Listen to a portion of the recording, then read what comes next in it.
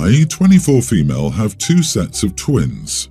The first set are kindergarten-age boys, and the second set are toddler girls. My husband, 27, always complains that the house isn't up to his standards, and that it's a mess, or that I sometimes put on frozen meals instead of cooking a fresh dinner.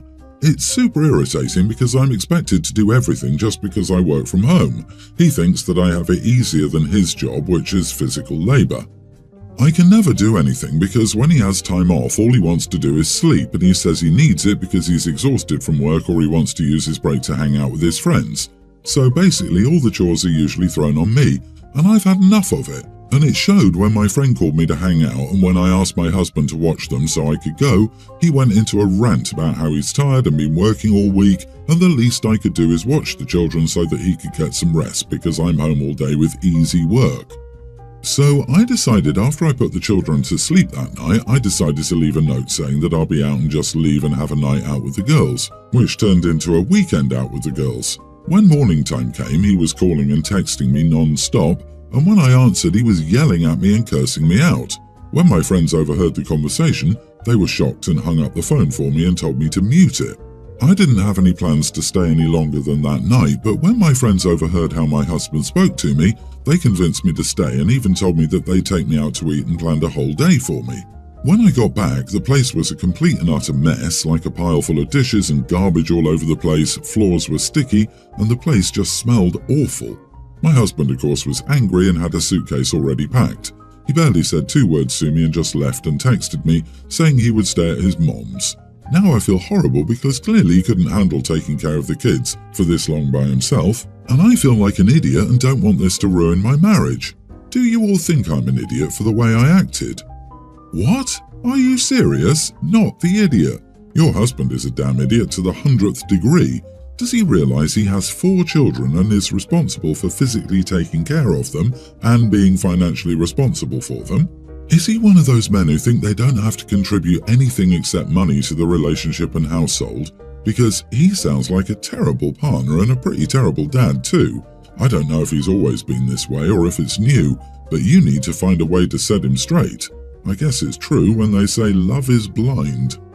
OP, I'd recommend you pack 2 sets of suitcases and drop them and the kids off at his mom's too. If he expects you to clean the place, he needs to look after the kids and give you some additional free time too. It's not solely your job to raise your children. It's both of yours. If he can have time to hang out with friends, so can you. I don't know why people put up with crappy partners like this, but please realize your worth because you deserve so much better than this BS. What is this, the 60s? Wait, no, even my grandfather didn't do this. OP's husband belongs in the freaking Stone Age. I don't know what else to say. This is not a marriage, it's a joke. You have 5 kids. Good one of them went back to his mommy. Let him stay with her and I strongly recommend a divorce. He's providing you with 0 support and then whining when asked to help at all or when things aren't perfect. It doesn't matter if your job is easier or not. It's probably not easier, just different. He's not entitled to mooch off of you. Honey, forget this. You can do it on your own. This, OP, you'd be better off as a single mom. If you're divorced, you'll get child support and less cooking and mess to deal with. Have your friends help with the kids while he's away. Get into a lawyer, follow what the lawyer says to do, and get out of this situation. You deserve better. He can stay with his mommy and see how far she gets tired of cooking and cleaning for this boy. I'd be so embarrassed if my son were like this. So I, male 30, hate cutting grass. Hate it, hate it, hate it. The sound of the lawnmower makes me wish I could take my ears off like Mr. Potato Head and lock them in a box. It hurts my shoulder, I got injured in high school and it never healed right, and I might be the only person in the world who doesn't like the smell of cut grass and gasoline. This week was the very first week this year that I would need to cut the grass. We live in a fairly warm state and the HOA is very strict about it. We even have little flags at the front of the yard that the grass isn't allowed to get taller than. So the point is the lawn needs to be mowed. I don't want to do it. My wife can't because she tipped into a lake the last time she mowed a lawn. Just so happens that I know a guy who owns a goat, and I offered him $20 to bring it over to eat the grass for me. The goat eats the grass, we keep her away from the neighbours' yards, and the goat goes home. It was great, way better than mowing. My wife is mad because some neighbours saw the goat and think it's hysterical that we had a goat doing the yard work for us. She's angry that I made us look like weird hicks in front of her friends. I don't care if they think we're a little weird. I'm happy to be laughed at if it means saving myself from the headache-inducing sound of a lawnmower. But now she's making weird comments around the house about getting a horse to carry groceries or a chicken to clean the windows since there's no man in the house who can. I didn't expect her to react so negatively to a goat, but maybe I'm missing something. So, was I an idiot?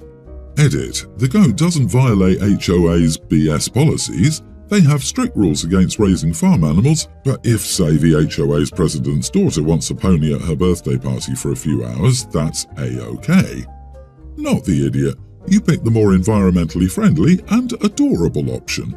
Your solution was brilliant. I also have sensory issues and can't cope with lawnmowers, and I'm going to go look for a damn goat. However, your wife needs to stop caring what the neighbours think, and maybe be less extra too.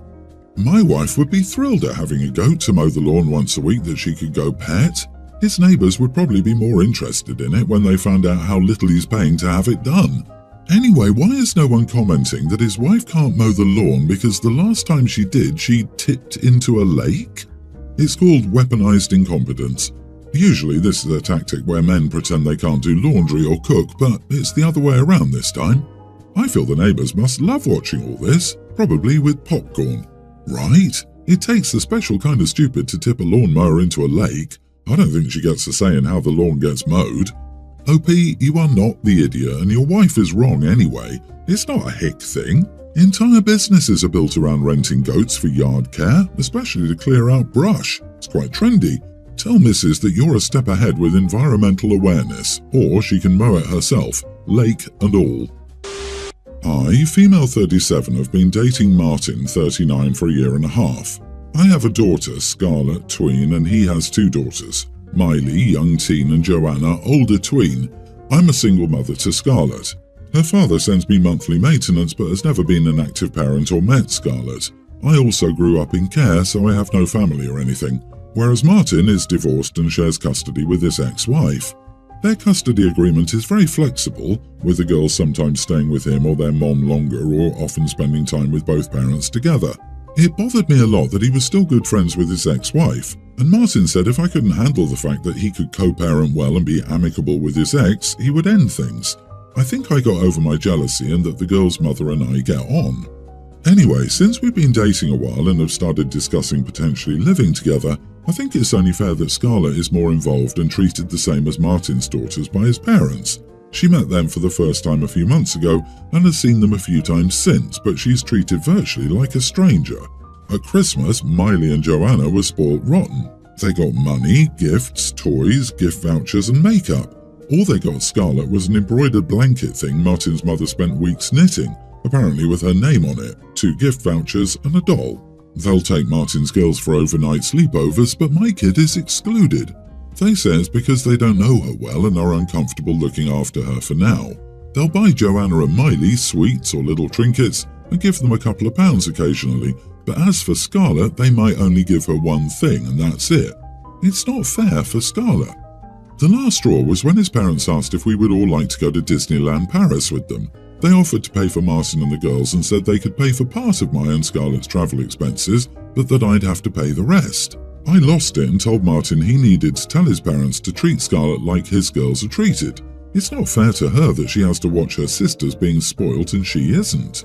He lashed out in return and said his parents had been nothing but accommodating to Scarlett by including her in things and getting her stuff for Christmas and so on.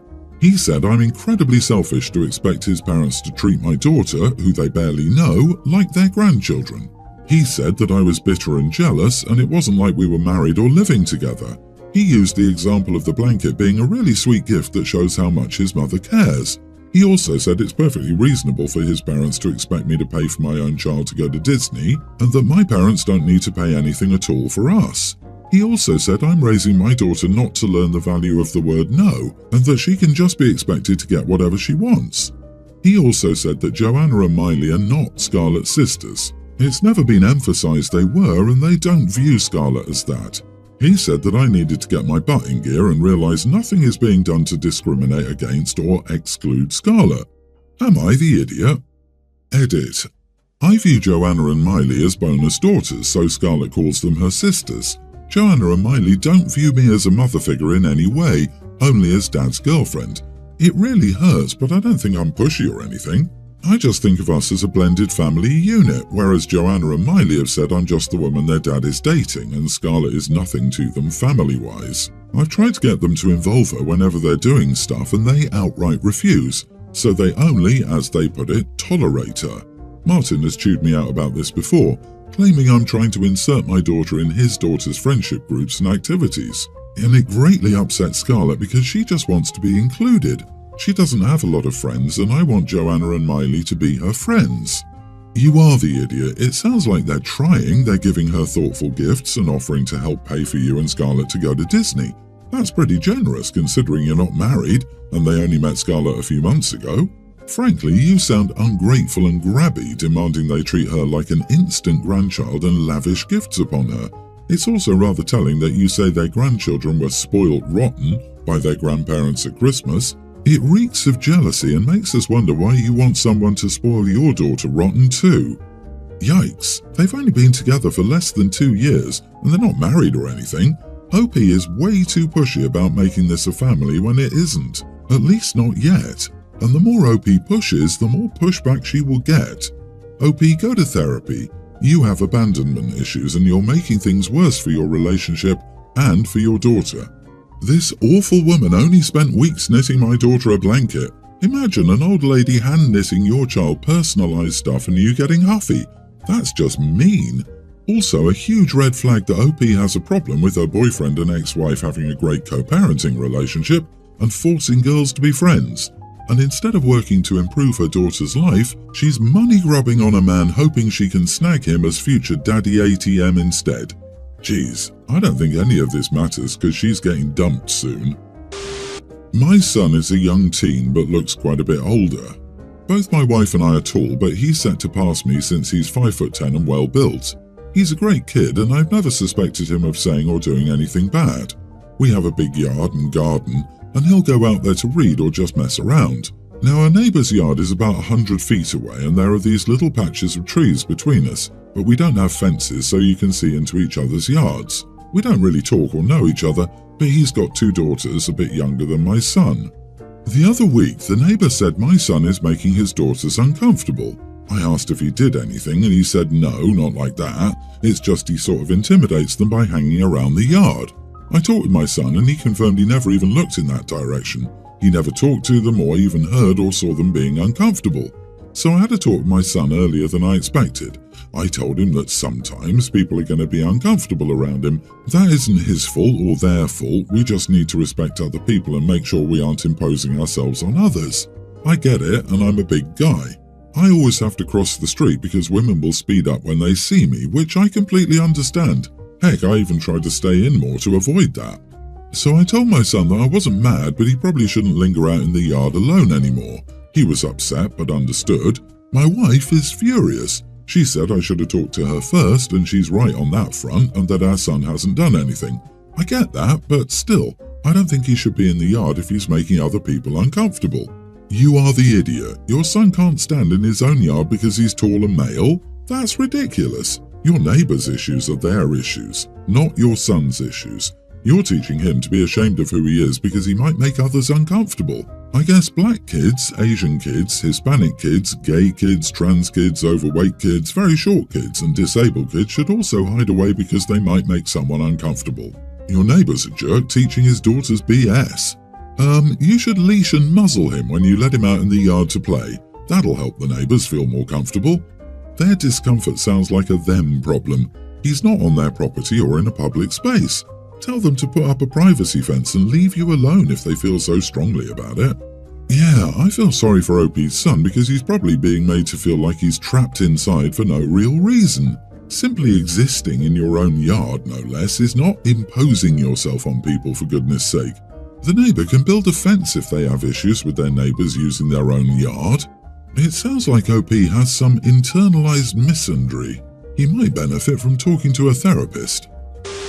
When I, 27 male, was a kid, I had a traumatic experience and was in an accident while on the school bus which a lady drove. Since then, I've always had a phobia of being a passenger in a vehicle driven by a woman. I know it's irrational, the woman driving didn't even cause that accident, a male driver in a truck did. My mom didn't drive, and even when my older sister learned to drive, I refused to drive with her even though my other siblings did. I have my license but not a car, and when I take public transit, I also take the next bus if a woman is driving.